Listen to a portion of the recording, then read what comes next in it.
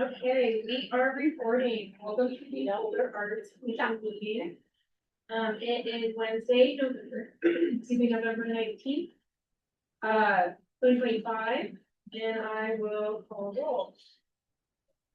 Sarah Cardoso is not here yet. Should I do a little better? Maria Cole Here.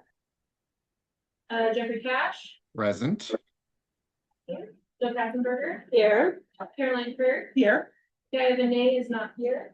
Yolette present. Wow, thank you. I will now, sorry, let me check on one for Carol. No, it's here. All right, I will hand the meeting over to Commissioner Chair Kirk for official item. Great. I'll read the land acknowledgement first. The city of Boulder acknowledges the city is on the ancestral homelands and unceded territory of indigenous peoples who have traversed, lived in, and stewarded lands in the Boulder Valley since time immemorial. Those indigenous nations include the Apache, Arapaho, Cheyenne, Comanche, Pawnee, Shoshone, Sioux, and Ute. The city of Boulder recognizes that those now living and working on these ancestral lands have a responsibility to acknowledge and address the past and must work to build a more just future. So with that, I'd like to call us to order for the November 19th meeting of the Boulder Arts Commission. And we'll start with the approval of the agenda.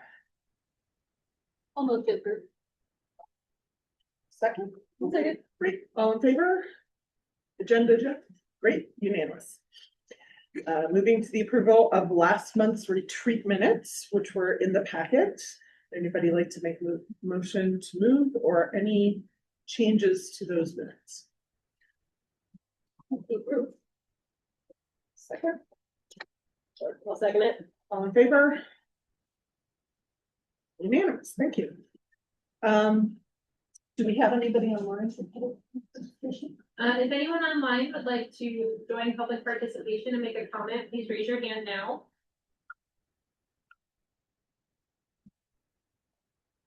I see no hands online. Great, thank you.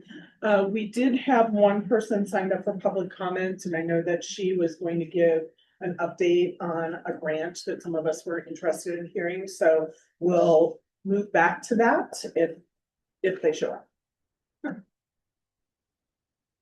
All right. Do we have everybody that we're anticipating for the? Yeah. Perfect. We're ready for the Boulder Arts Blueprint. We have a half an hour for you guys. Thanks for having us. Yeah. Hi, welcome. Sure. Yeah, Philip and Abby are here from Public Schools Projects. You saw them online last time, and now it's like reversed for you, Jeffrey, that you were first. So we've invited them back to talk a little bit more about the vision in particular, since you gave some excellent input. Thank you at the retreat. And just in case you wanted to talk with them about anything before the Blueprint Town Hall tomorrow too, I know Caroline's traveling, or if you have any other thoughts or input, this is a good time to give it to them now that we are all together. So please, welcome. Hey, thanks. Last time we were all together, we did a little bit of co-writing. Everybody was here for that, right? Mm-hmm. Ooh, there was a lot of ideas and sticky notes and words, and in the past couple of weeks, along with Lauren and her team, tried to synthesize that into some kind of a statement. It's hard work.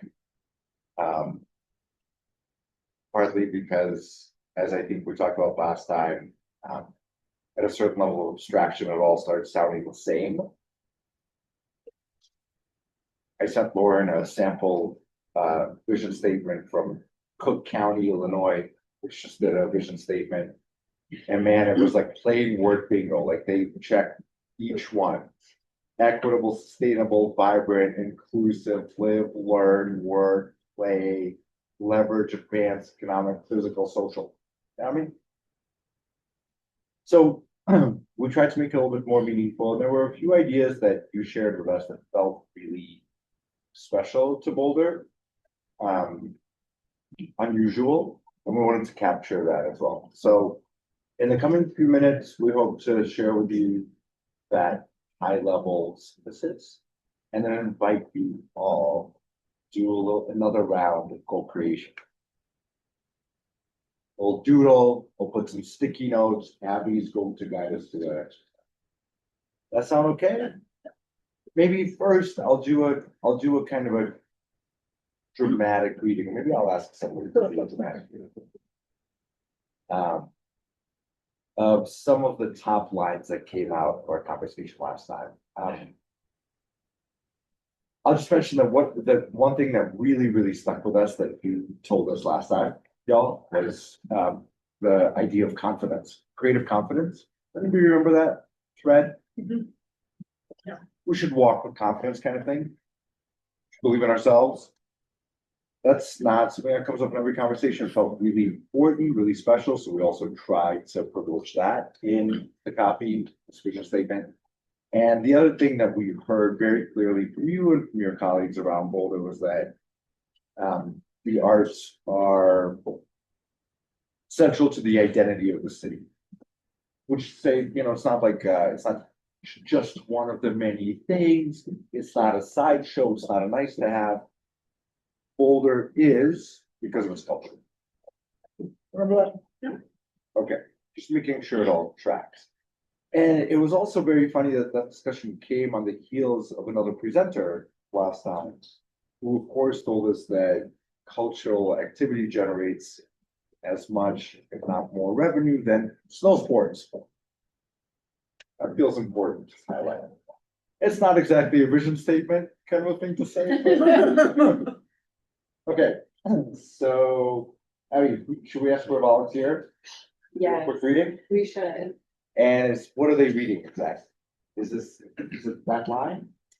So if we can have, yeah, let's start there. So if we can have a brave volunteer read our draft vision statement as dramatically or undramatically as you would like. It's up to you.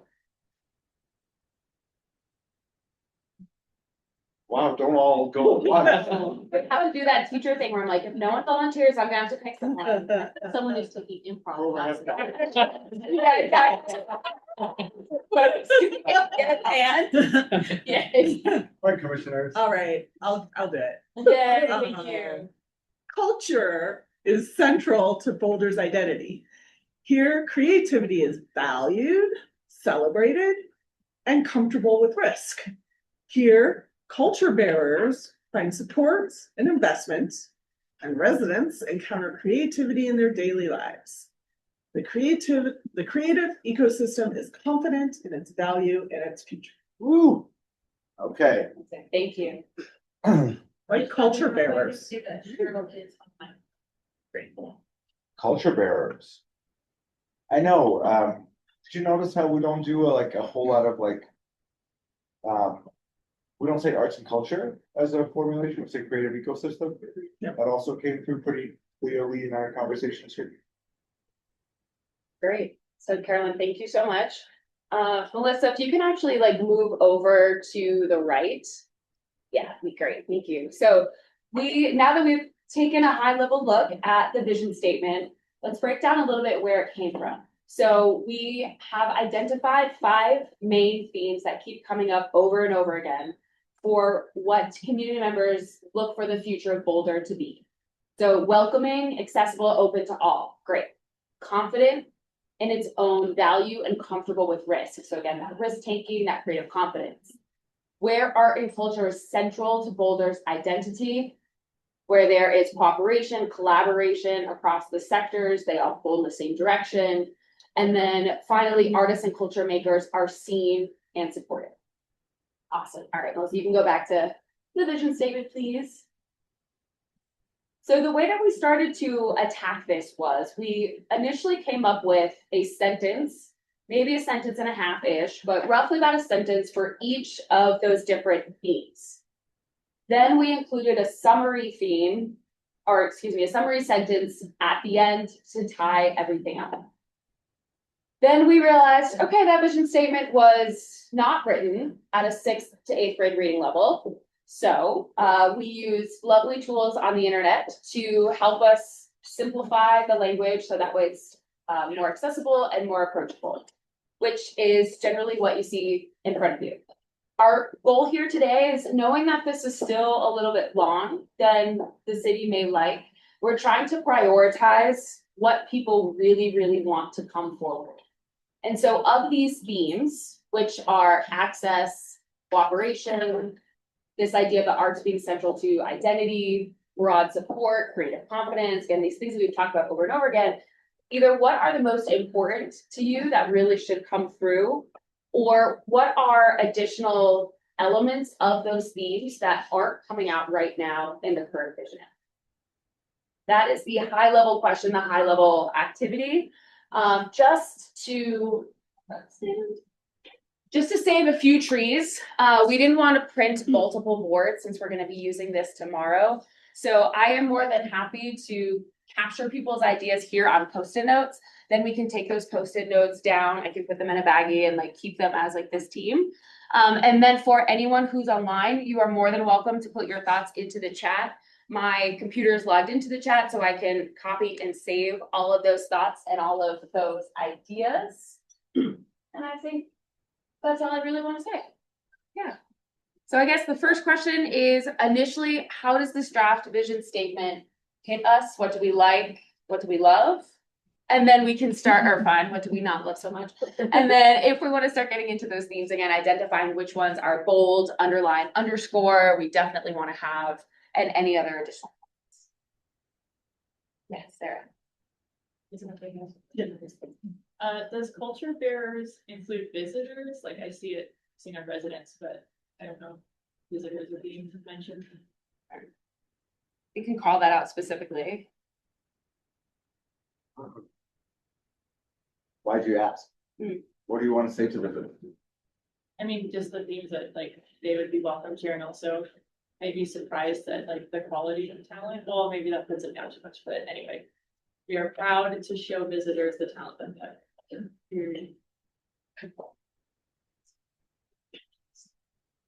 The thing that's striking me right now that keeps tickling my mind is leading with culture is central. And then my brain keeps going, yeah, but whose culture?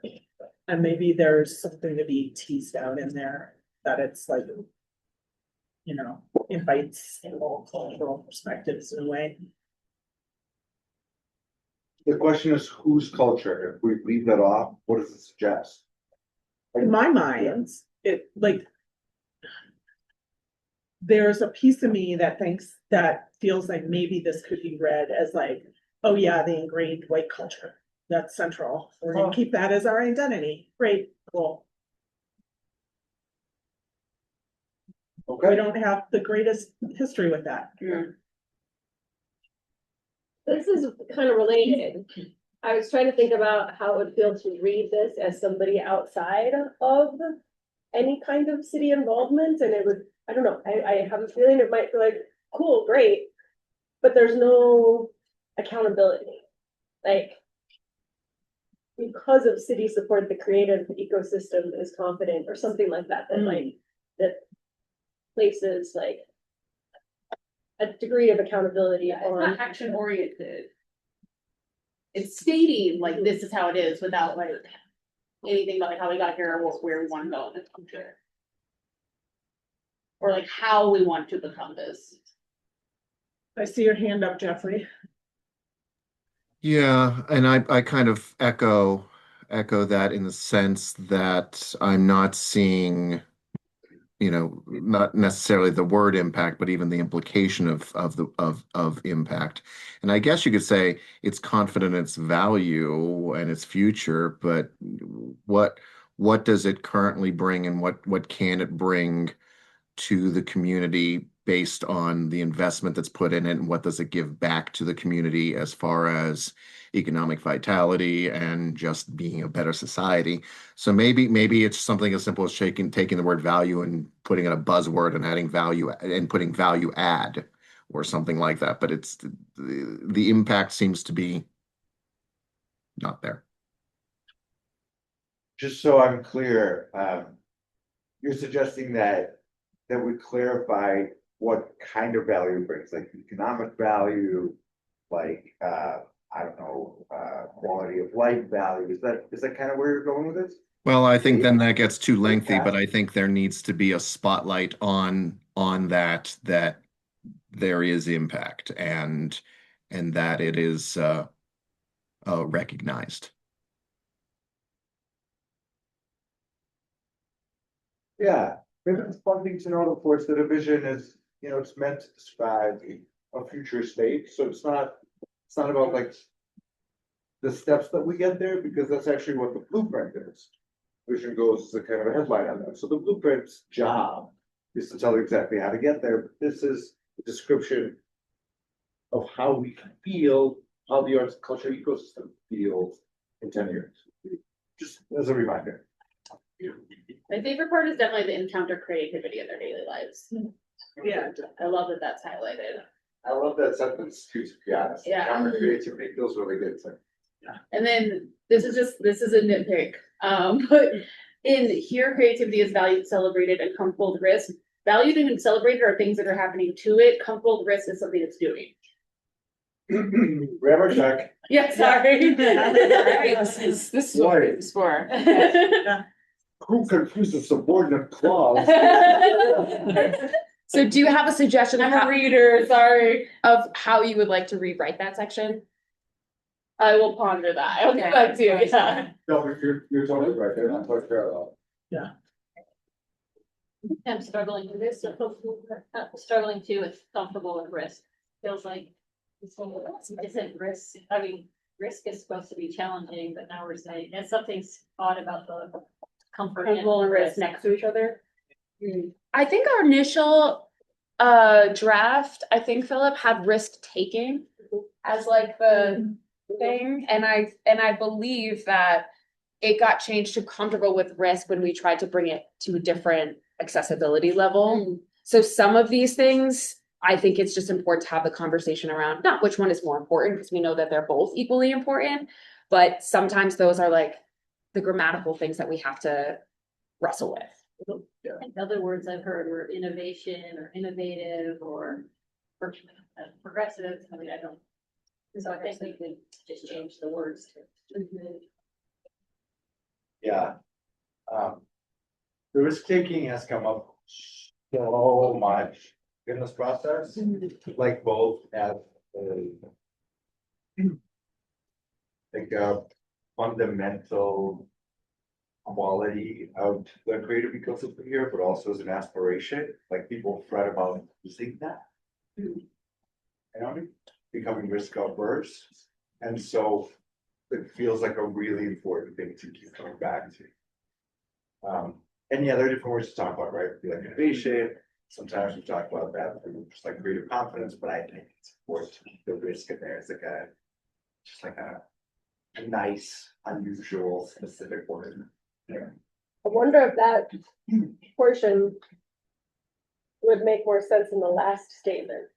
That the creative ecosystem is confident in its value, future, and comfortable with risk. Yeah.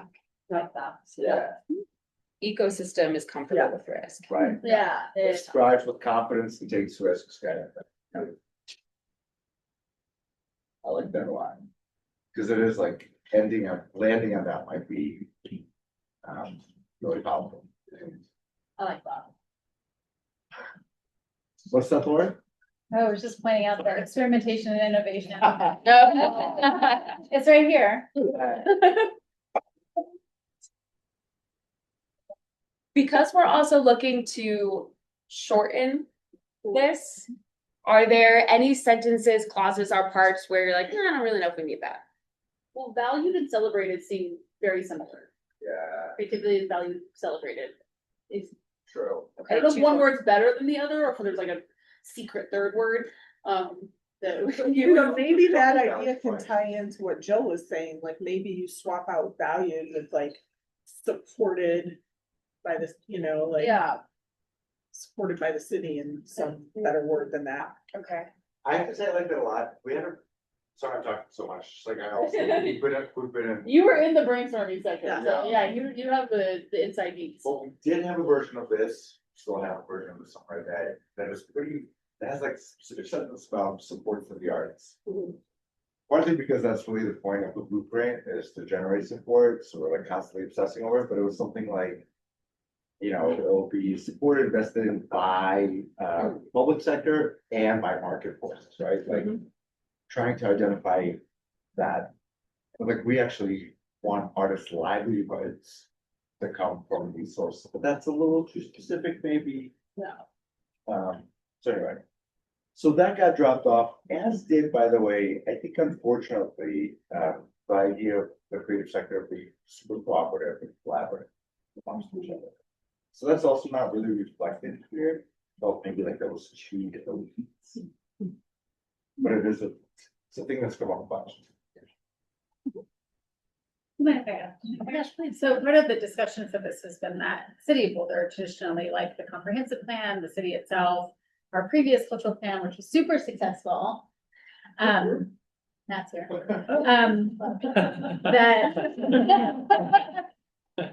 It'll be like one sentence vision, and then you can like build out the rest. I feel like maybe the work that they had done with the more detailed and honestly just more not 6th to 8th grade reading level could be an addendum to a 1 or 2 sentence vision, right? So think of it like that, like we should have this like one powerful sentence that's like, this is it, and then we can add in a secondary longer description that includes those kind of details, right? That's why it's like chopping in to get like to getting to this like higher level, right? Which is super hard. So thank you. I think the creativity could go into the first sentence. Culture and creativity are central to Boulder's identity. Culture and creativity. Oh, that's cool. I like Yeah. that. And I think that kind of pulls it away from the, like, away from the thing that I was rubbing up against. Yeah. Wow. I mean, while we're keeping an eye on our workout, we can also drop culture from that first statement. That really feels like a particularly tricky word. Say creativity is. Or lead with creativity. Or creative culture. Lead with creativity. I like the idea of having culture in here toward the meaning that is within our scope of work, you know, because we've got history and other aspects that aren't necessarily artistic creativity, but That's true. That's true.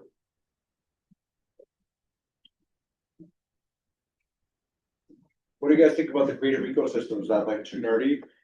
Lauren is always our like our nerdy watchdog. Like, now like this is for the public. No, thank you for doing that. Nerdy slash it's actually Emmy, our communications person, is so good about making sure that we're thinking in 6th to 8th grade reading level, 6th to 8th grade reading level, right? So because we do want everybody to feel like they can understand this while reading it. So that's a tough one for me because we go between like we want to be the most explicit about what we're saying, which would be the creative ecosystem, and then is somebody from the general public that comes off the street that they can understand that. Is that going to be inspiring to them? Is it in a vision statement? I'm not talking about the rest of the plan, which we'll have to use like some more against. I'm thinking even more than being inspiring, it should be aspirational, because this is what we're wanting and envisioning in 10 years. So I like it.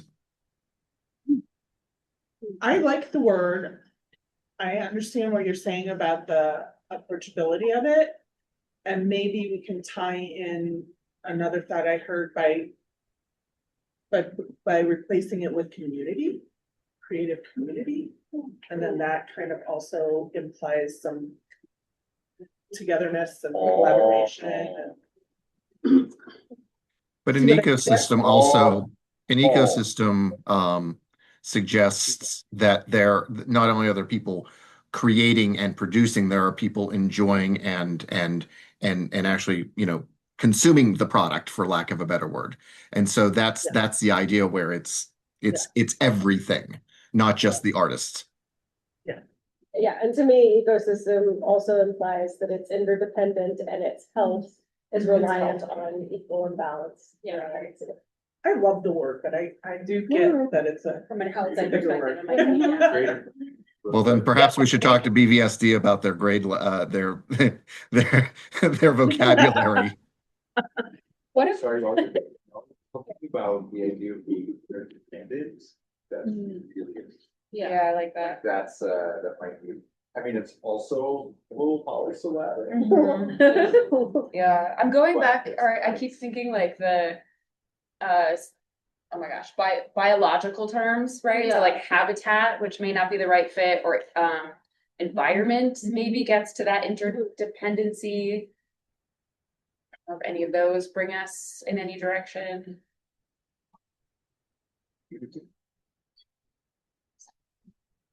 I mean, creative ecosystem is a term of art, right? It's like it's a piece of, it's a jargon, it's a piece of like professional jargon. Which we generally try to stay from, but it is, it defines a condition that we want to see. So that's, I think that's the one we sort of just kept leaving in it. Man, oh man, something about it, and that's just really spoken right now. Yeah. Does it help at all to say the creative ecology? Right, I like it. That word might get flagged. And Our flag. Yeah. The creative biome. yeah, right. Yeah. Microbiome, the creative microbiome. And just want to Totally get 'em. no, we probably have about like 2 more minutes left. I want to keep y'all on time. We started at about 5 after, so we Oh. have 7 minutes. So, Luxury.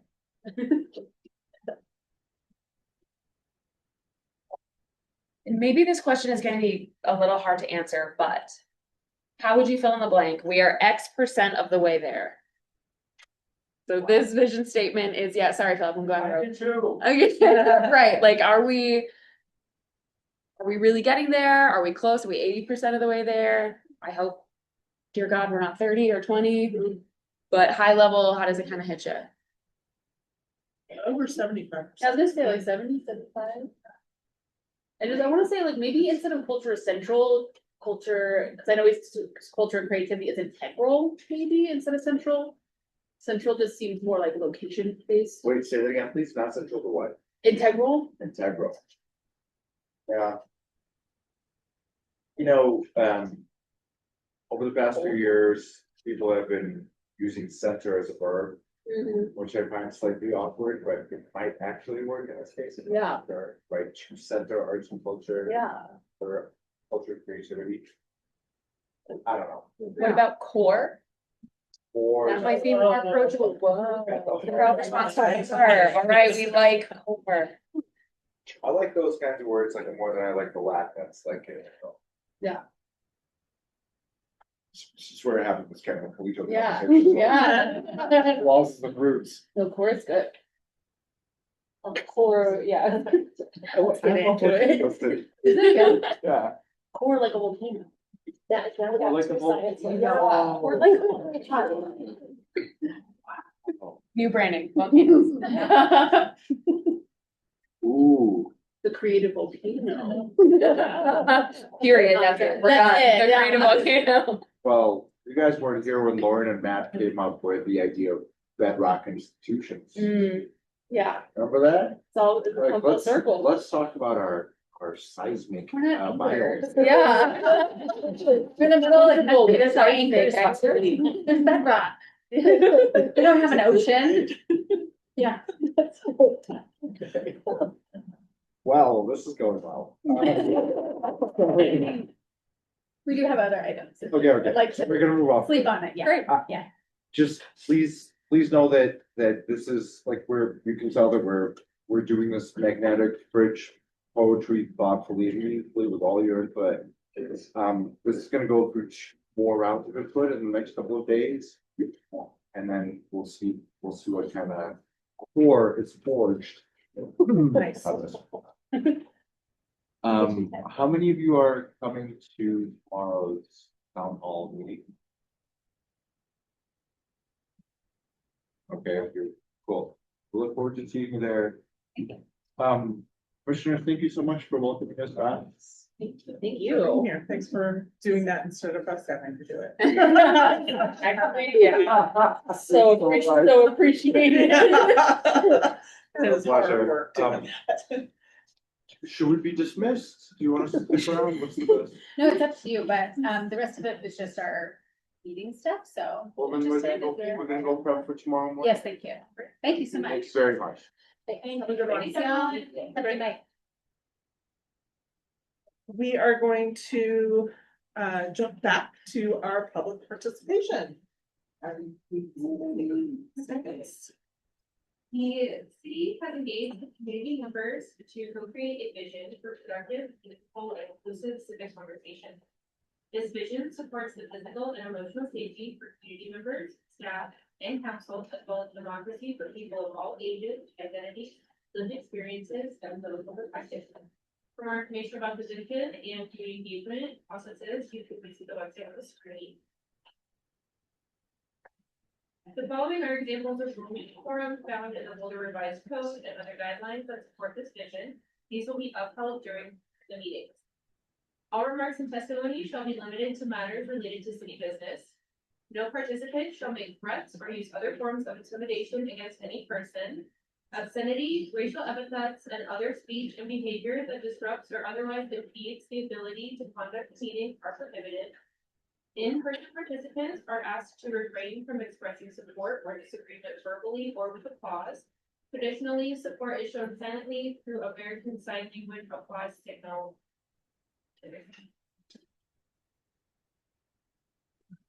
Great, thank you. And I presume that we do not have anybody online. Correct. Great, excellent. So we have Georgia Schmidt with us. Welcome. Hi, Georgia. Hi. And you'll have 3 minutes. Okay, I don't think it'll be that long. Am I standing in front of the right camera? Yes. There you are. There we go. Here we go. All right. So, yeah, I just wanted to come in and say thanks for the support that I received for Brown Sugar Nutcracker last year. It was not going in the direction that I wanted it to, so I shut it down. But we got it back up this year and wanted to let you know when it is. So December 13th and 14th. Here. There's a QR code on there. Tickets. Awesome. Yeah, December 13th and 14th at New Vista High School. So last time I had an angry person come to me as I was having dinner with the cast at BJ's, like, hey Georgia, and I'm like, yes. She's, did you do that Brown Sugar Nutcracker? And I was like, yes. She's, your show was sold out. You need to perform. You need to perform in larger spaces so that everyone can see your show. So we have 400 seats this year. So Nice. it's a lot more. Is it in the high school? Yes, the new high school, the new auditorium, it's beautiful. We're having a holiday market beforehand. So I have international group of people that will be selling food and drink and small gifts and beforehand in the cafeteria. And yeah. Awesome. Thank you. Thank you. I'll just add to 2 years ago, when I went to the first production, it was so charming and sweet. And it was like one of the highlights of the things that I did over the holidays. So go check that out if you can. Yeah. We've got a few more professional level dancers this year. And we're not doing the live at the city. Nice. Excellent. Thank you. All right, we are going to move on to matters from commissioners. And we've got 45 minutes for this section, but we have a lot to get through. And I think what I'll start with is one thing that we're gonna put off to a later meeting with your buy-in on this. And that's the last one, F, the land acknowledgement discussion. And I'd like to move that to the January meeting because it is, oh my God. Gaia, thank you. I just completely blanked on her name. Gaia is the one that brought it up as a discussion point. So I think it would only be fair to kind of include her in the discussion. So if that's okay with everybody, if anybody thinks that they're not going to be at the January meeting, we can do some broad strokes of what the conversation is going to be, and you can give us your opinion right now. And we can also bring that to that table. Is there anybody who thinks that they won't be in January? Great, cool. All right, so we have not had a chance to do liaison updates for quite a while. So I want to give us some time to do that. Just check in and what you're hearing from your liaison groups, what's going on. what people need support with, all of that good stuff. I can start. Go ahead. I think I shared that I hosted a gathering at the junkyard for my liaison organizations, like a month and a half ago, based off of what Gaia had done with hers, and it went great. Feel like it just led to some interesting conversations around just organizations having similar questions and ways in which they could learn from each other and collaborate. So Gaia and I decided to host one together in December. Again, this one will be at the junkyard, but we're combining both of our pools. When knowing that probably half of them won't be able to attend. And she's invited SVP to speak on board development and a couple of funders to talk about how like different grant reports or grant proposals stand out. So yeah, I think that'll be interesting just to see as we think about our roles and how we can be most effective in this position. Couple other things, let's see. Frequent Flyers also has their annual Nutcracker related event, the Rat Cracker, December 5th and 6th, I think. Several of my organizations do winter camps for kids, so Groundworks and New Local have those in the near future. And just from looking at newsletters, I know that everybody's thinking about Colorado Games Day. That's now it's like the Hunger Games for nonprofits and putting their push for donations. So yeah, that feels like that's high level. December 9th, I think. December 9th, Rat Cracker? Oh no, Colorado Games Day. Yeah, December 9th. yeah. Yeah, but it ends up being like actually a full month. There's the day, but then it's, I think, yeah, the entire month of December. Thank you. Okay, so I have two broad things. I've been hearing concern in the community about competition for fundraising with Sundance.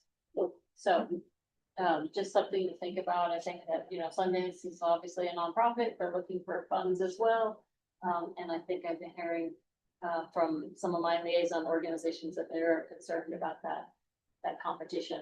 They're all going to go to the same donor pool, and obviously the city of Boulder provides a certain amount of money, but they're getting a lot of money as well. So I don't know if there's an answer to that or how we address that. The second, go ahead. Do you mind if I? Yeah.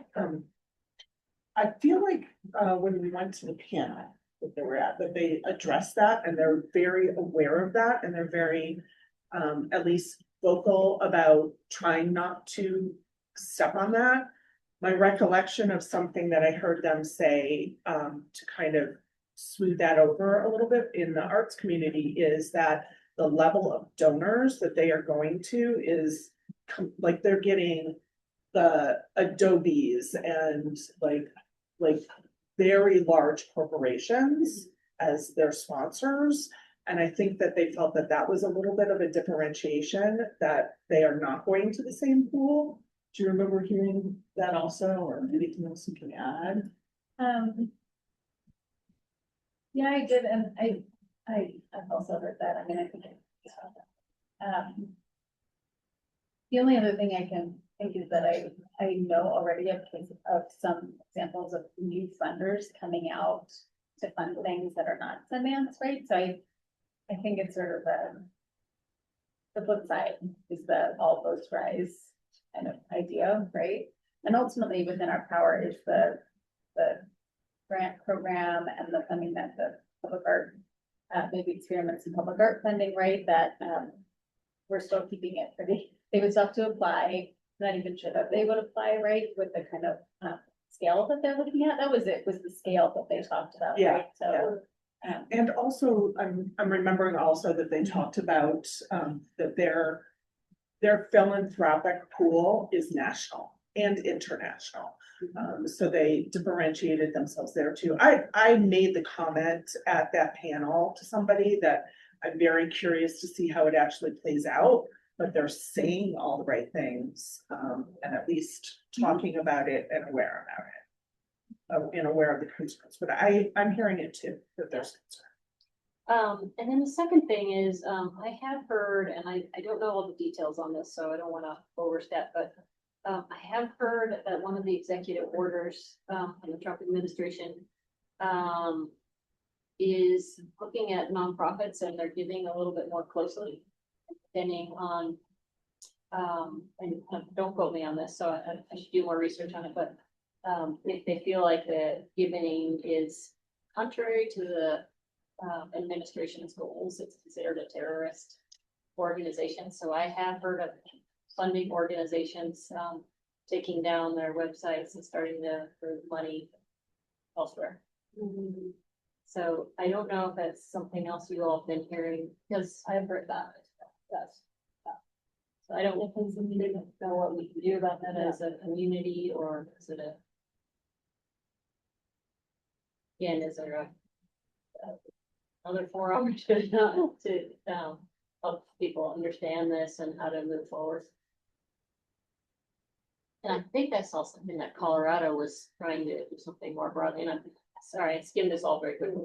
Colorado was trying to do something more broadly to help nonprofits insulate themselves from the executive order.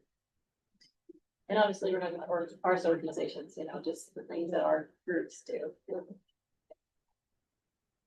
So you've heard that too, yeah? Yes, I have.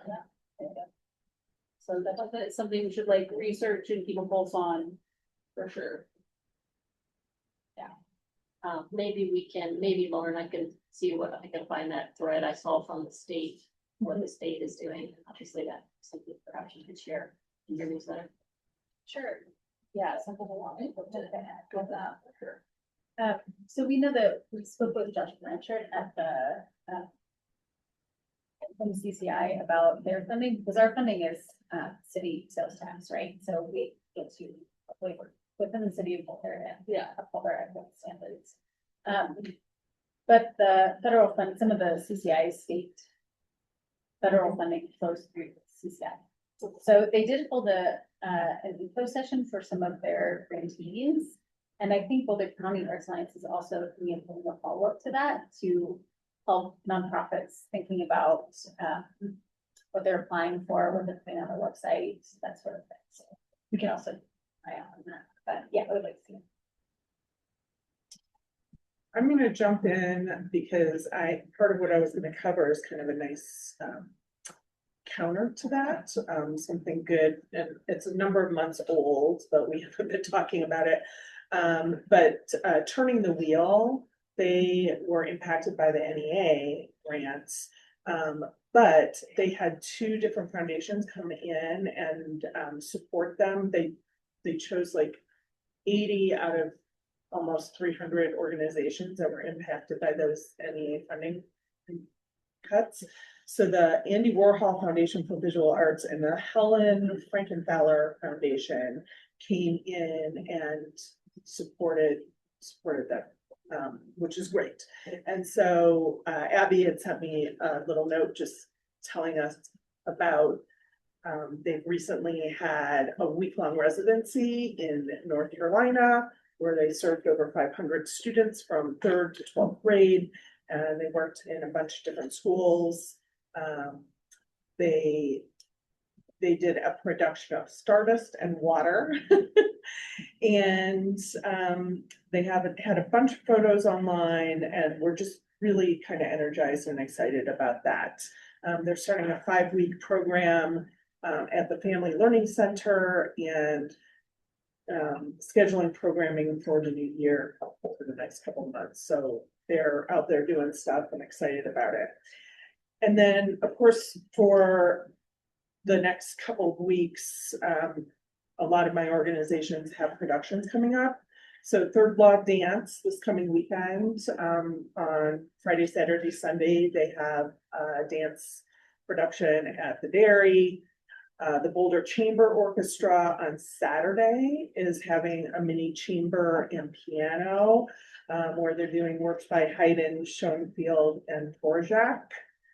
The Boulder Opera is getting set for next year. And then December 20th, Compass Residence is doing, some Mozart's.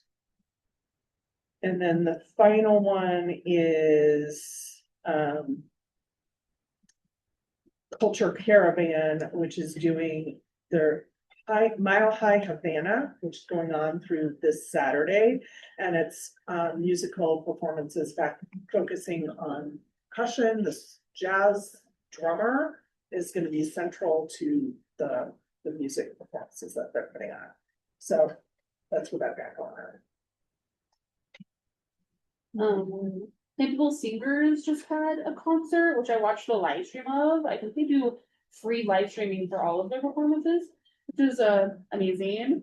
So that was great. And also, is it pronounced Cantable? Because they pronounced it very differently on the live stream, and Cantable. Okay, thank you. I was like, they said it, and I was like, okay, that's not right. And then the Spark is running a production of a musical called Ride the Cyclone. That sounds really fun. Until the 23rd. And then the Spark, Boulder Corral, and I think a few others all have like a bunch of things happening in December. So I'll send y'all a list because there's a bunch of like holiday programming happening. So that's exciting. And then I'm hoping to do another updated tour of KGNU. I did the one a while ago, but there was like mostly construction was happening. So, but their timeline was very short. I think that January, February is going to be done and then like up and running by like spring. So, If you do that after the first week of December, I would love to join. Okay, yeah, I'll email anyone. Yeah, wants to go. Yeah. Cheryl. Cheryl. Hello. So I don't have everyone's, but first of all, I have been enjoying myself seeing lots of theater. I saw The Case for Black Girls Setting Central Park on Fire by the Loco. It was probably even before the retreat. Fantastic. And someone that I work with was in it, which was also kind of cool.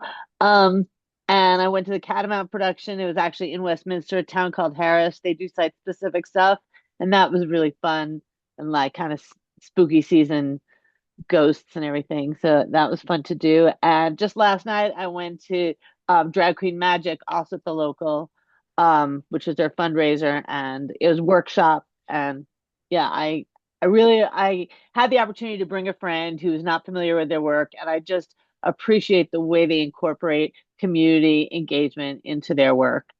And then also they give new voices and new shows a place to start, because everything starts somewhere.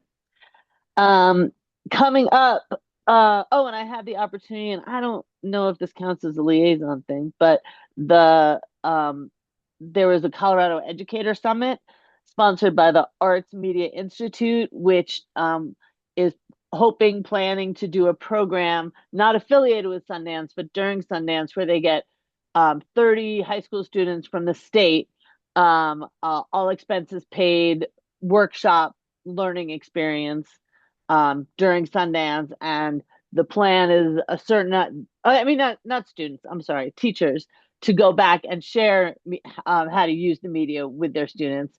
And the plan is to eventually get at least one teacher from every district in the state within the next 10 years. So it's a very ambitious project, but it's about teaching kids in Colorado how to use media, and teaching teachers how to use it. The JCC has a couple of events coming up. They have a new gallery opening on December 11th. It'll be there for a couple of months. It's an Uruguayan artist, Denver-based. And they also have comedy night on December 14th. Gotta turn my page. And Boulder Symphony has a yoga and music event on December 5th, which definitely sounds kind of fun, as well as a Holiday Pops concert on December 19th. And there's probably more, but I don't have them all. Thank you. We've not done these for about 3 months, and I see about a production a week at least, so I'm gonna spare everyone all the fabulous things that I've had a chance to lose myself in the last 3 months. And I will just say that two organizations have matching grant funds that they are running through the end of this year. Both are significant fundraisers for both of those organizations that scale to fit those organizations. One of them is Boulder International Film Festival. You can learn more about that on their website and learn more about that fundraiser. And then the other is Viva Theater, and this is their first ever matching grant. I also forgot to mention some cool theater that I got to see in the last couple of months. Well, in the last month, I'm just focused on that. I did take Jeffrey to suggestion to go see the Viva production of Murder on the Orient Express, which was the sweetest, cutest, greatest performance. It was amazing. It was so good. And then I always pronounce this wrong, but Kutandara, they had their gala this past weekend, and I mean their shows are always just so energetic and fun, and it looked like they were on par to reach their goal, so it was really good. Okay,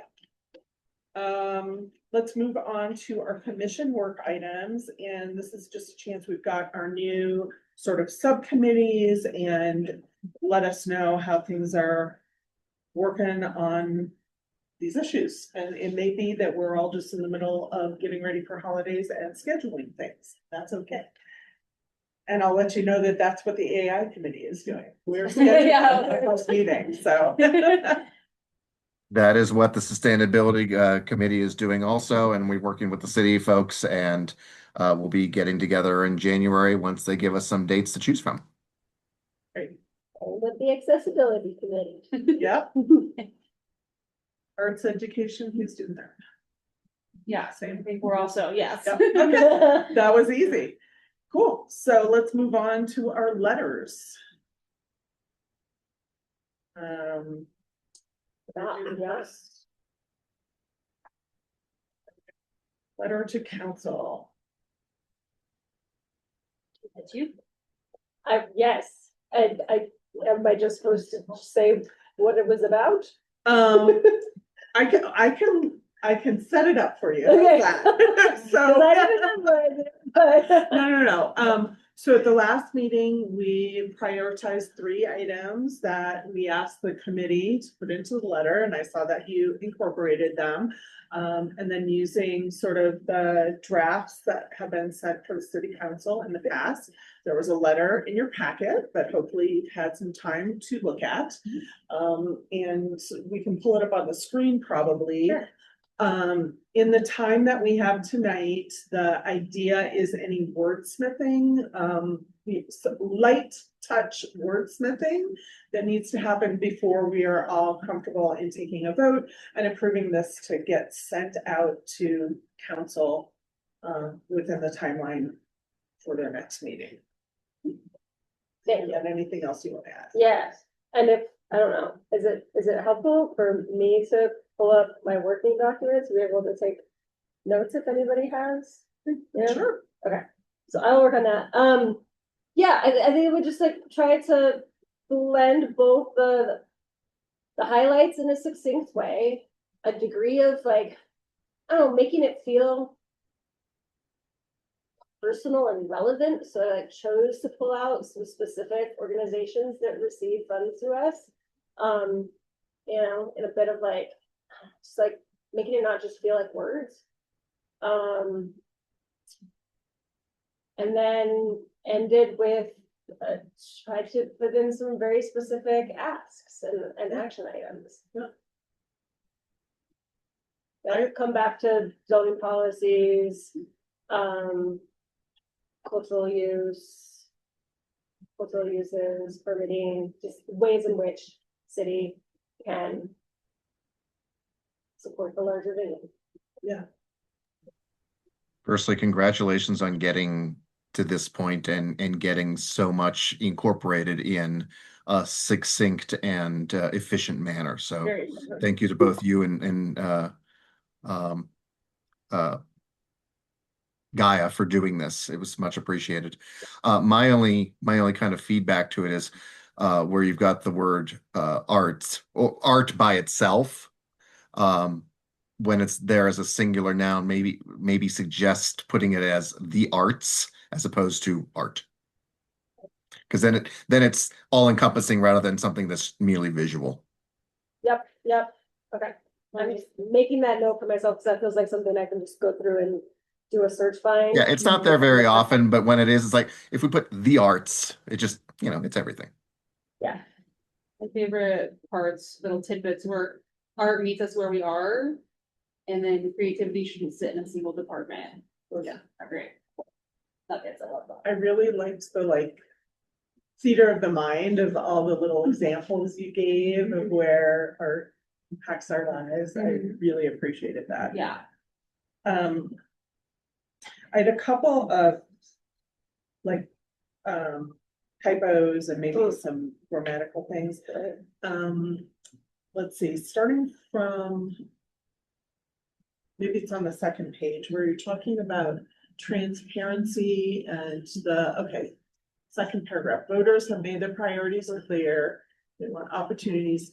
So the sentence I was looking at is, now it's our responsibility to steward these funds with transparency, intention, and impact. And I wondered if that felt strong enough for what we wanted to encourage the councils to be doing. Oh, okay, we say we continue to advocate that city council revisit the issue of paying administrative costs, which I think gets to one point, but I think part of it was it's really hard for us to understand where the money is going and how it's being allocated because of transparency issues on the projects. So I wondered if that might be a little stronger in our token. And then my other suggestion was where you itemize what our asks are is, because it's such a long paragraph, maybe we underline or something to help pop them out more. Yep. Yep. I wondered if we could include in the planning section, the permitting, you talk about somewhere you talk about easing the process for events. And I think for me, adding temporary installations in there might be good. And then there was a typo in the signatures. We've got Bruce in there still. Yep, nothing to face it, you got me. Yep. Bruce Maria. Thank you. But otherwise, I thought it was great. Anybody else? Great.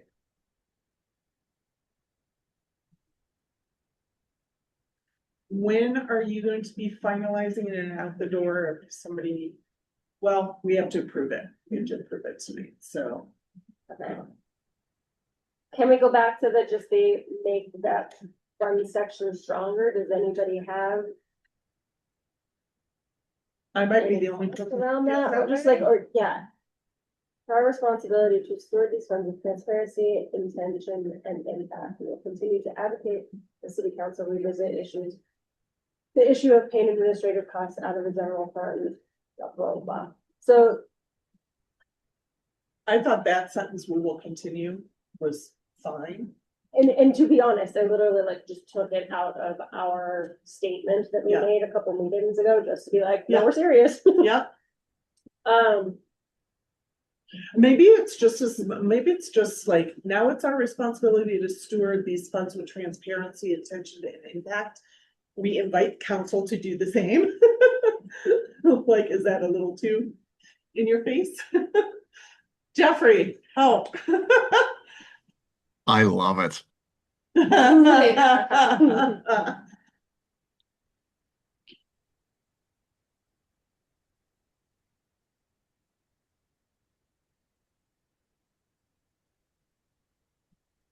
I would invite staff recommendations on this also. You have a little bit of that add to the conversation.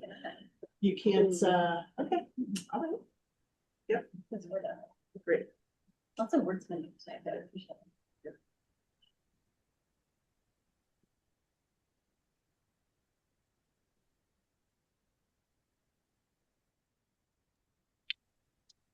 Alright. I was now staring at my sentences that feel redundant, so I got. Now it's our responsibility to steward these funds with transparency, intention, and impact, and invite city council to do the same.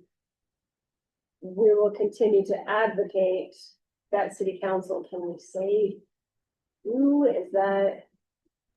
We'll continue to advocate the city council. Is it okay that it's just redundant and calling out to them? Maybe, Caroline, do we invite city council to do the same, or do we encourage them? Mhm. I like encourage. encourage. We encourage them because it sounds like we're being helpful, but it also sounds like, you know, Yeah. we don't want you to just like look at it. We want you to do it. Yeah.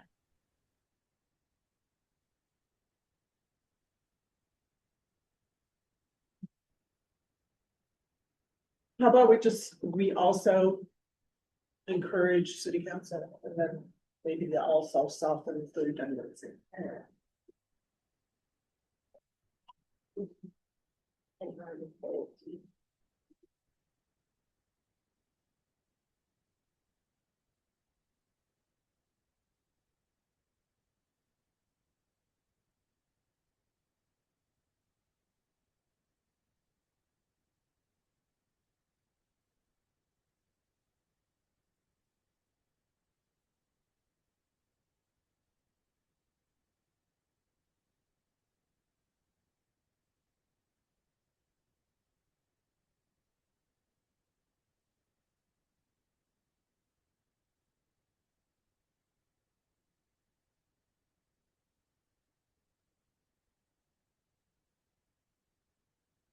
Did y'all mute yourselves? Or is she typing? No, she's working. One of our meetings have never been that quiet. I mean, it was silence. I'm like, oh God, I'm like checking my computer. I'm thinking something's wrong. And I'm not sure you didn't finish deleting Bruce's name. You just deleted his God, last. I have a different version. Yeah, that one's the PDF, so Oh, I'm okay, working sorry. the actual one, which is unfortunate, because then you could see the changes that I'm making too. You might feel like.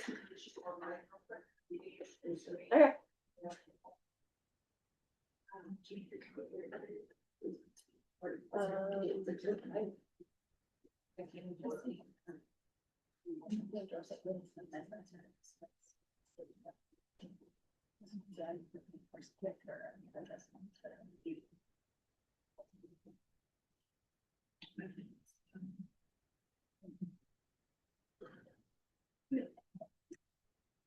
While they're doing that, I have to admit that I referenced the wrong thing that I wanted to take off our agenda, and it's not actually in this section. So the land acknowledgement discussion, I think we can get through tonight. I think that's gonna be a quick one, and it was the commissioners applying for grants. That is Gaia's topic, and then I want her to be able to participate in. And when does the grant cycle open for applications? Well, it's already open. Anything that if we were to make a decision to change it, it would be for next year. Okay.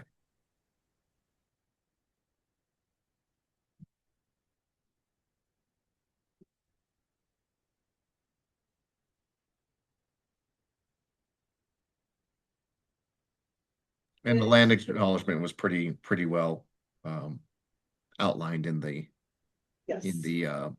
packet, which should make it go pretty efficient. Is it worth talking about our other letter? Yeah, why don't we, that sounds good. Let her work on that, and then we'll pop over to the zoning. one. Wait a minute, it's hold, hold, it is up on the screen now, so. Okay. Alright, here's my cursor, so this is where I was playing. We encourage city council to do the same. I would just short period. Okay, I'll take this section out. Oh, no, oh, sorry, no, I would just meant separating the two sentences, the two thoughts.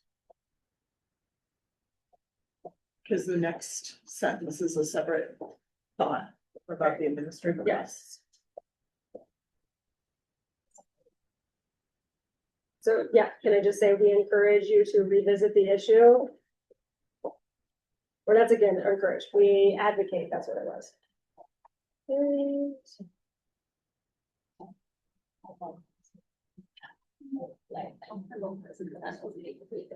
That you can continue to revisit the issue, yeah, in future years.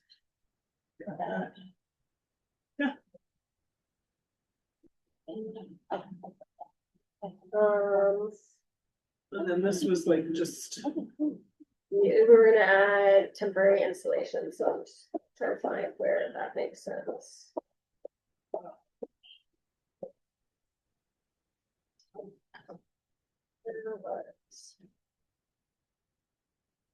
Permitting prevents simplified and reduced oh yeah, that the Mhm. permitting process for cultural events and and Yeah. installations. temporary installations. Okay. And then And that is misspelled right now, Thank installations. you. Yep. Okay. And then my thought was to underline or somehow amplify the asks.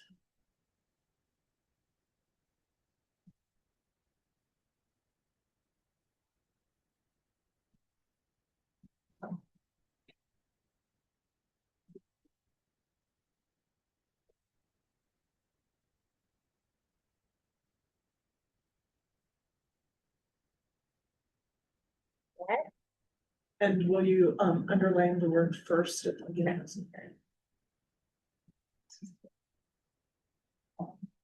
Yeah. And then verse at the bottom. Got that already? Anything else, you guys? Looking for these arts. The arts. And then beginning of the Alright, second and paragraph. afterthought. Voila. Mhm. That's really where it was kind of like the kickoff. Yeah, yeah, here's the arts we got there. Jill, I'll bet that the first one that you changed. Yeah, Here, the arts aren't an afterthought. thank you. And then they are part of.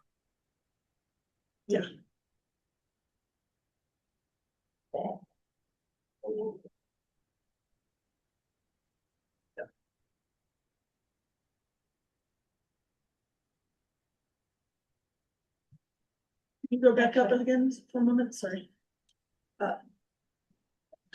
Yep, go ahead. There's two things actually that I have been very questions to hear. One is Christians, his name on the top, it doesn't have a H in it, Okay, that's in the accomplishments? the very top. Oh. Okay, it does not have an H. No H, and then it's the artist census, but at some point it's an art census. Uh-huh. Great. Thank you. Now we'll see if they still have 2 pages. I don't know what we paid those consultants, but if you look at those first two paragraphs of what you and Gaia came up with, that's some pretty damn good stuff right there. And if you need to squish it down, just single space the header. The two from, do that right there. Buy yourself half a page. I'll share them. Yep.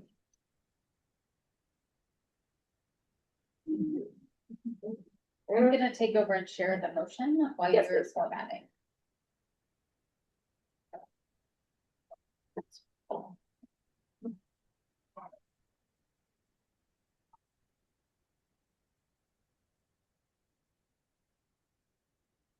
I'll make the motion.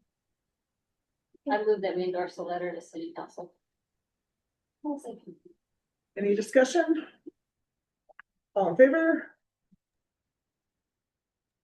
I was trying to unmute myself fast enough. The only discussion I had was I'm glad Maria was the one to make the motion because I wanted to hear if she had any edits, and she was suspiciously quiet through all of that. Thank you so much. We've got Jill. her endorsement. Voila. And Gaia. Jill, Gaia, wow. Yeah, very nice. So as we talked about last time, you all asked me to write a draft letter to city council asking to make, art studios allowable use in, and I made it all residential zone districts. So the draft letter's in your packet, it's organized, and thank you, Yay, for reading this. Yeah. First is the request. Second paragraph talks about the need for artist studios. The next paragraph or set of statements, bullet points, talks about the benefits. And then the proposed amendment and safeguards, and safeguards also gives them a little bit of flexibility on changing the zoning to put some limitations on noise, traffic, signage, so it's just not a free for all. And talk about how Boulder's celebrated for its commitment to the arts, and that's it. Signed from all of us. I guess I should put all of our names here, or I just have Boulder Arts Commission, so I can put all our names to match Jill's letter. Any comments, thoughts that you all want to? I just felt really grateful that you knew what all the zoning stuff meant so that you could craft this well. Thank you. Yeah, I'm trying to picture Maria, and I can actually picture her literally doing a deep dive, like an actual like Esther Williams dive diving. into city code to find out this was even existing. My only Well- suggestion would be to bold the headings on each one of those, Okay. All right. because I think that would then say, okay, this is what's going to be happening below here. Here's the next ask. Here's the next ask. Great. I had one typo toward the very bottom, on the right-hand side, maybe the second to last sentence. You use the word "I urge" and it should be "we urge." Yeah. Great, and then should this be on letterhead to match? Because the other, Like the memorandum, that was the format Yours is specifically from- for that was specifically for the city council letters, since this is a separate letter. I think I would leave it like this, actually. yes, okay, and it's to city council. correct? City council and, you could even say staff, because I was told to direct it towards the planning team, the team that works specifically on the zoning staff, but to city council to start, so maybe we separate letters, yeah. Okay, and then I'll. Should we also separate the mayor out as well, because he's technically a member of city council, but at a different. I mean, we voted separately for a mayor this time as opposed to the city council members, so.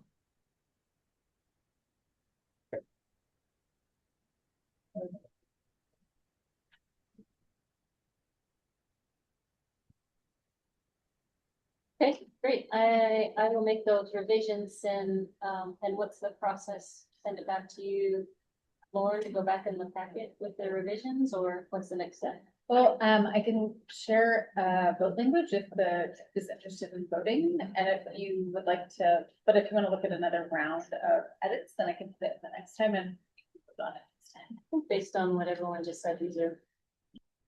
I'm ready. They were edited in real time just now, so we saw them all. Anybody like to make a motion? I move that we endorse the letter to city council and staff. Looking for a second. Second that? I second that. All in favor? That's unanimous. Thank you. So should I send it to you, Lauren, or should I? Yep, and you'll pass it on to the. Yeah, I'll figure out what's that. Great.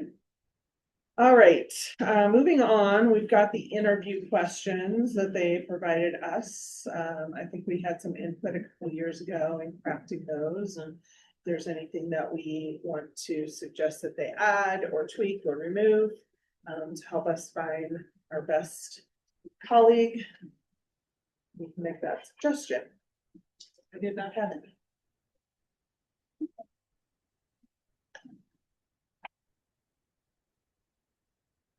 Let me share.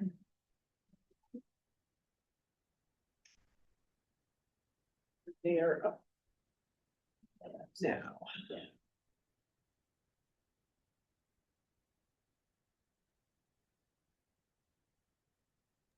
I'm glad that we revisited them, but I didn't have any specific things that stood out to me. Thank you.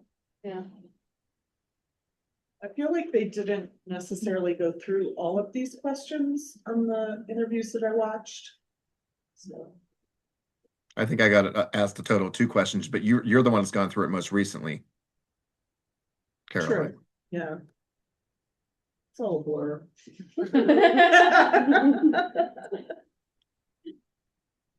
I was drunk, no, I'm just kidding. I was not.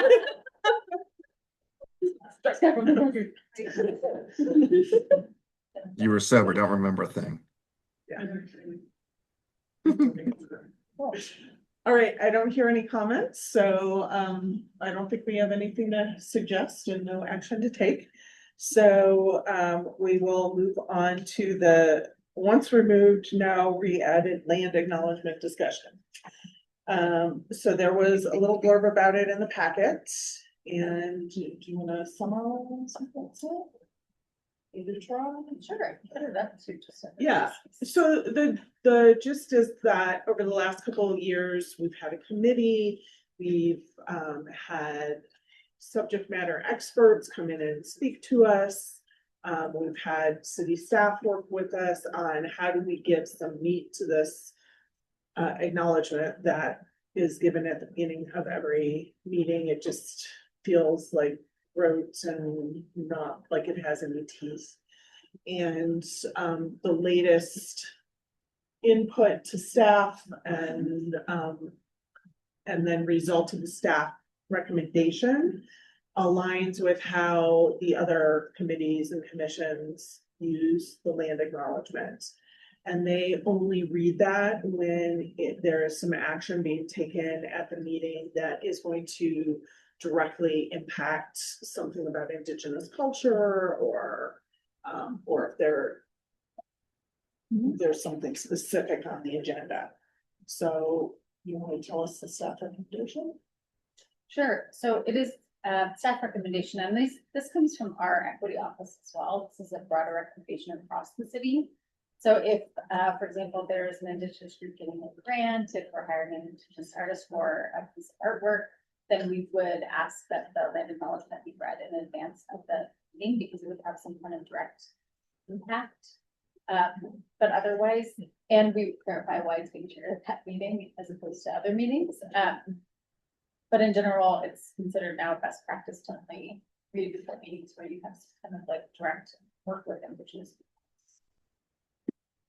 I definitely feel like that makes it more impactful when it is being stated, for sure. And Question. Caroline and I actually considered having, I'm sorry, did I just talk over someone? Go ahead, Jeffrey, and then Maria. Okay. And Caroline, when we were putting the agendas together for the last couple months of meetings, we were discussing possibly even putting it on the retreat. But it seemed it was very appropriate to read it at the retreat because we're on that land in Chautauqua, which is such a sacred place. But the word Chautauqua is literally taken from the Iroquois language from the very first Chautauqua movement in upstate New York. So it didn't seem appropriate to even bring it up until afterwards. So which is why we kind of kept tabling until we got to this month. My only concern is, we had hoped to lean further into this issue, and I feel like we're backing away from it. And I know I was on the committee with Georgia, but I never felt, to be honest with you, I didn't feel directly connected to the issue because I'm not Indigenous.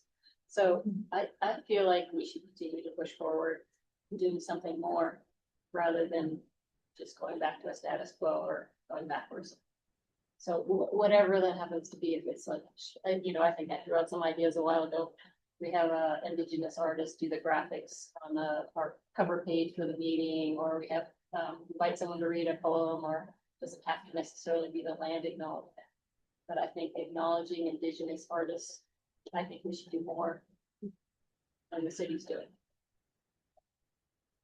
I agree with you that it feels like more will be better. The thing that I struggle with is that I don't want to do more without consultation with the people who are actually impacted with that, by that.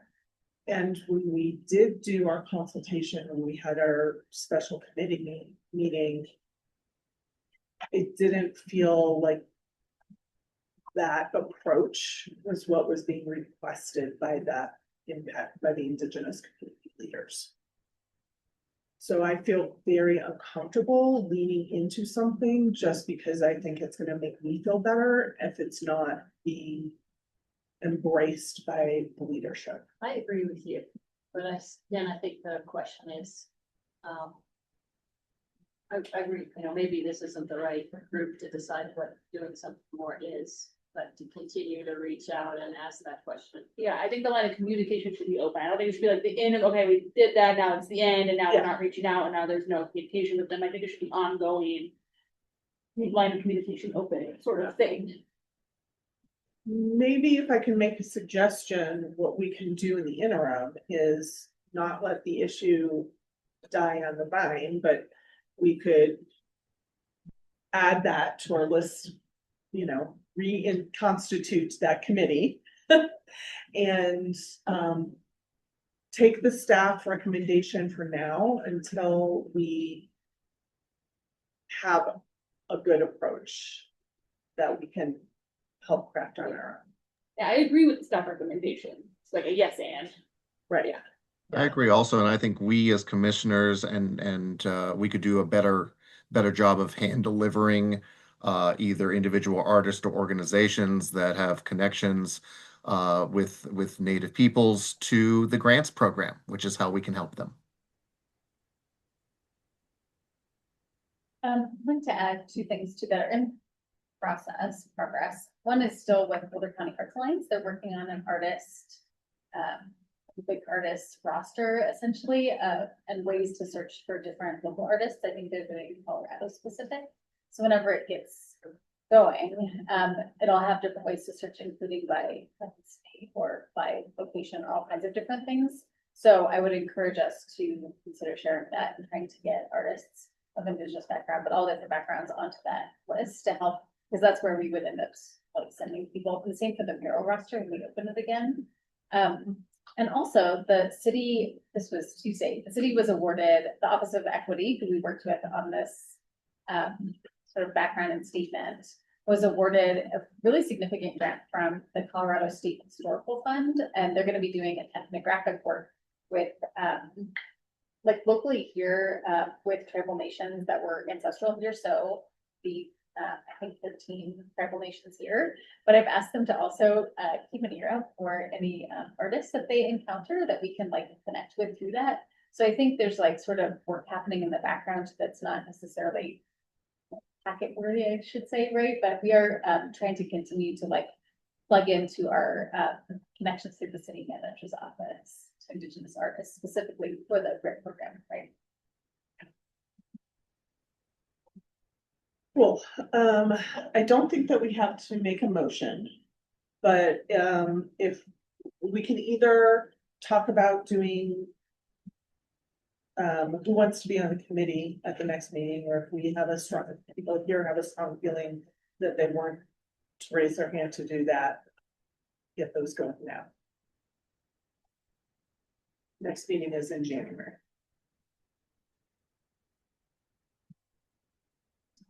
I think that, the point that we don't really have the representation in this group to really spearhead this issue. So that's maybe it's just a placeholder till we get the right people in the room. Let's put it on the agenda for January. And then maybe we can spend a little bit more time coming up, at least with a plan, around that. Sound fair? Okay. Great. All right, we're gonna move on to the public art program. Great. Let me share my screen here.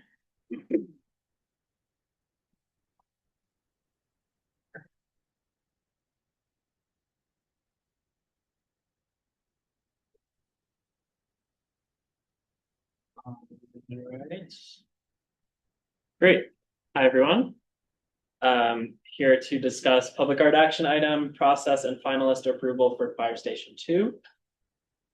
This really just got completed like last week, so happy that we can bring it here today. quick overview of the parent project. So this is part of the Fire Station 2 redevelopment project that's going on through 2028. The budget for public art within the project is $225,000. The goal of the public art is to commission an iconic outdoor sculpture that acts as a visually striking gateway, honoring Boulder's values, history, and landscape. Process to date, we had our orientation meeting in June. We selected 3 finalists in August, and we received 3 finalist proposal presentations, and the community selection panel selected a winning artist just last week. Public art selection panel was made up of Michael Benjamin, a local artist, Crystal Nelson, an arts history professor, Caroline Kurt, our arts commissioner, Deanna Barani, a community member, and Shelley Schwartz, a community member. We had a technical review committee made up of city staff, architects from the firm working on the fire station, and the fire chief. We reviewed, this is our classic criteria for reviewing semifinalists. Won't go over it. This is the location of the project. It's at Baseline and Broadway, kitty corner from the Einstein Bagels that's there, Starbucks. The art itself will be sited in the southeast corner of the site. The site is on the northwest corner of the intersection. So it's a super visible gateway. Anyone driving in, getting off that highway exit there is going to see it as they're turning north up Broadway. Our community selection panel drafted an RFQ back in June.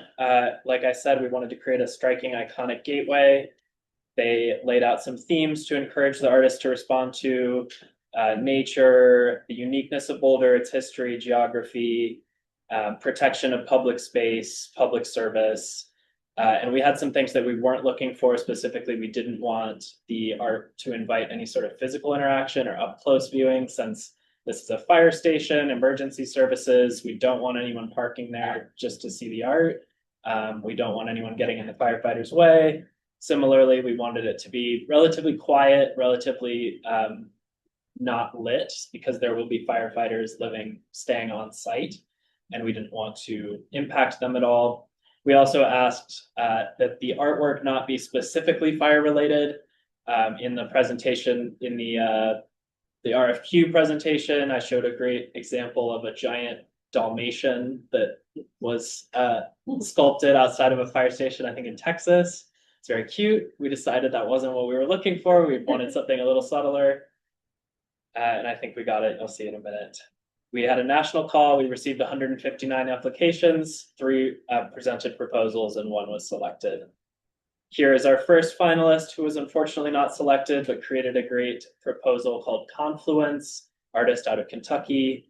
We had some feedback. The panel really liked the movement of this one, the nature inspiration, but had some concerns about it being similar to an existing piece and getting lost in the intersection. Our second finalist, also not selected. This was called The Resilient Moon by a St. Paul artist team.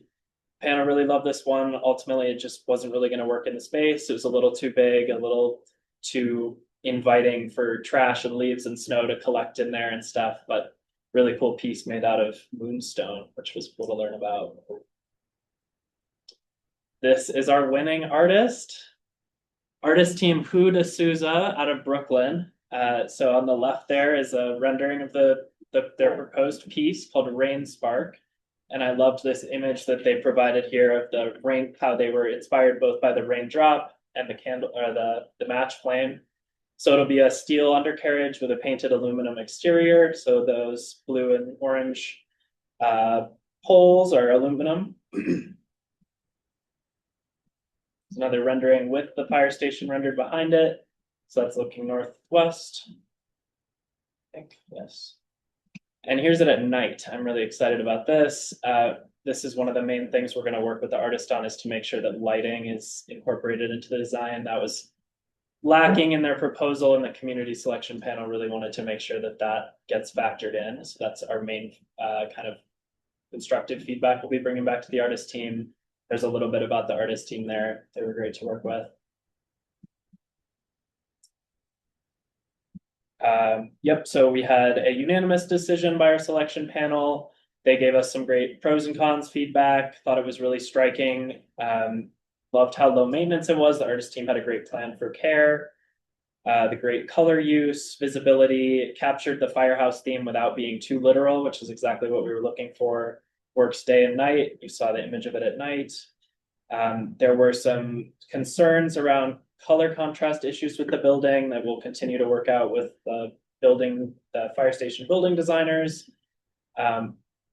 There was concerns that because we're asking them to add lighting, we don't want them to make the piece any smaller. So we're gonna keep working with them on that, make sure it maintains that kind of striking gateway iconic feel. And yeah, there was some concern about making sure there's community engagement. Those are all things that we'll continue to work with the artists on. These are the next steps. Obviously here we'll move to approve the process, and then it will advance to city manager's office, and we'll follow up with any concerns from the panel.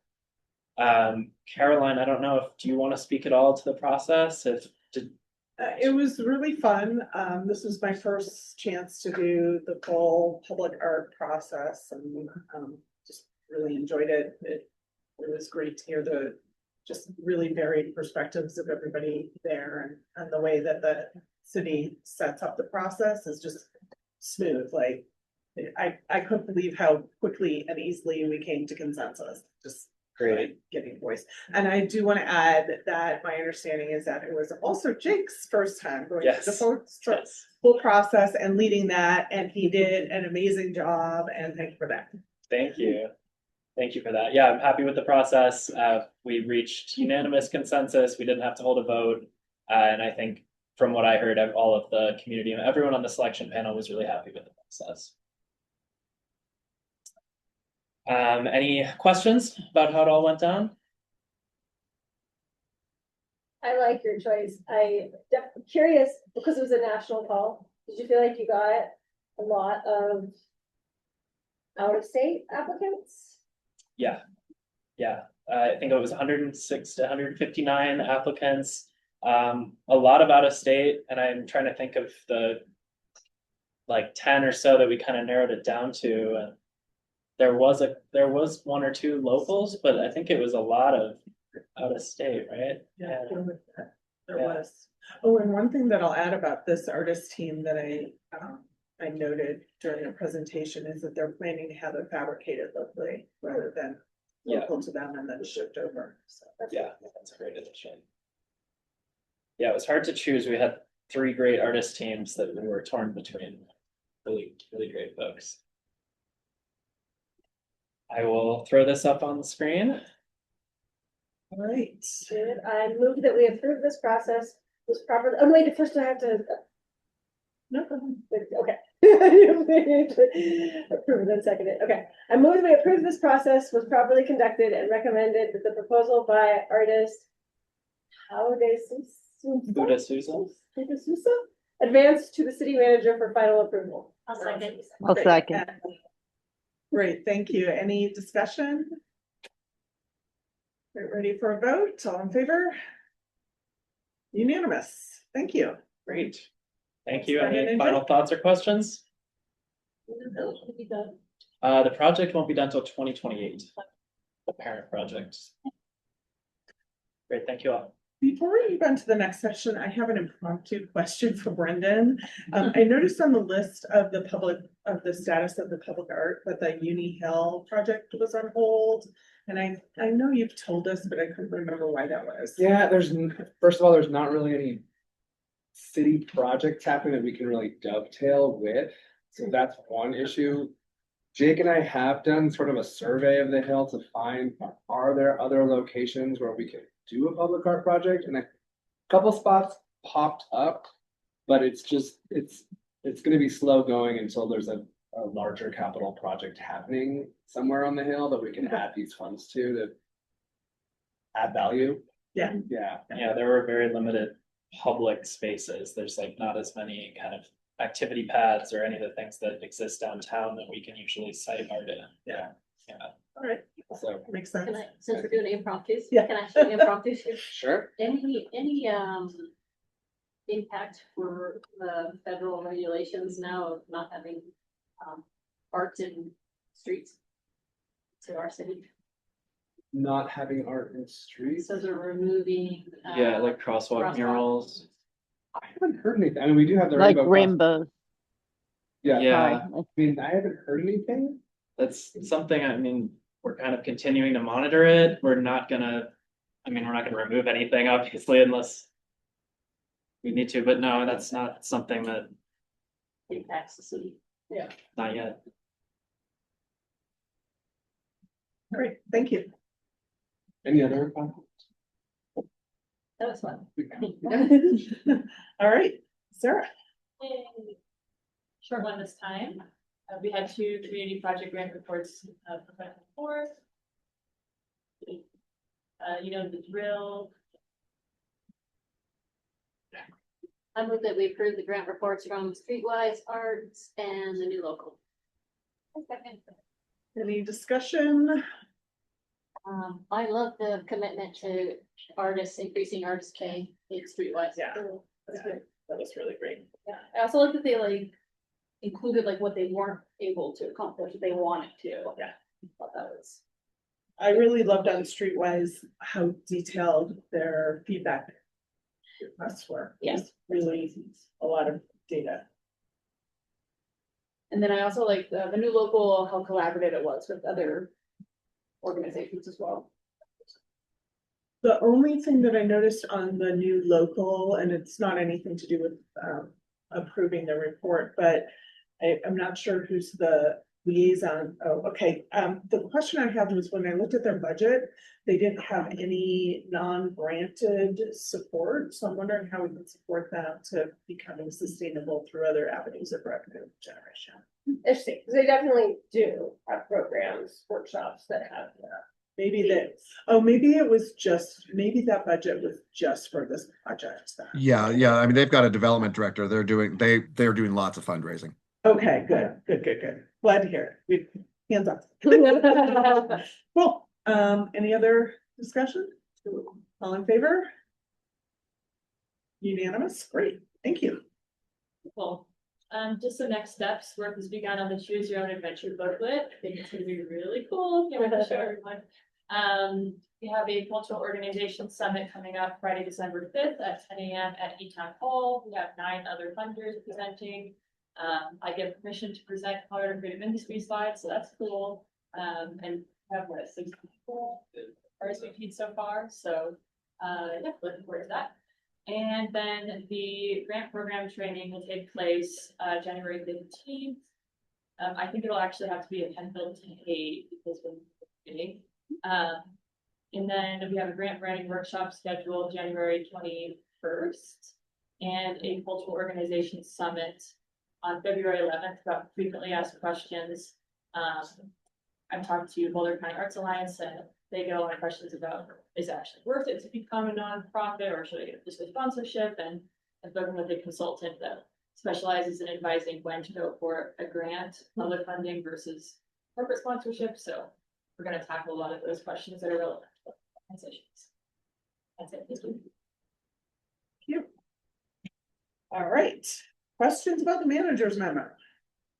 Always a hot topic. I try and sell it every month and nobody takes me up on it.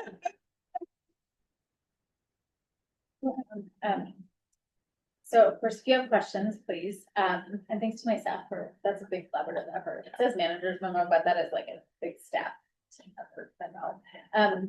So you might have noticed I started sending out some calendar invitations for our meetings, because we will no longer be in this office as of January 1st.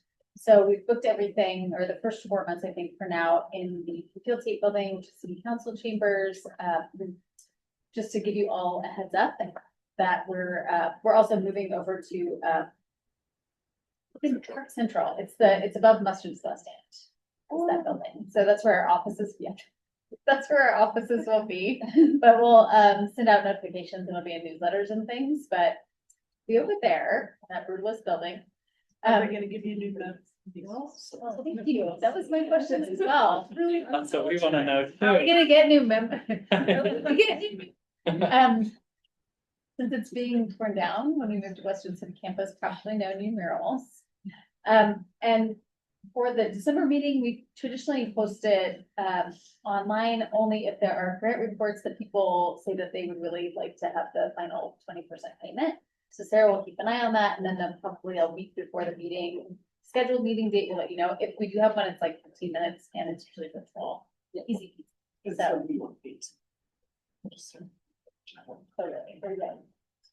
Oh, yeah. Or just, yeah. Okay. So happy holidays, everybody. Yeah, happy holidays. Woo. And I guess I'll bang this. Yes. Bye, Bye, y'all. Bye, Cheryl, Jeffrey. Bye. Bye.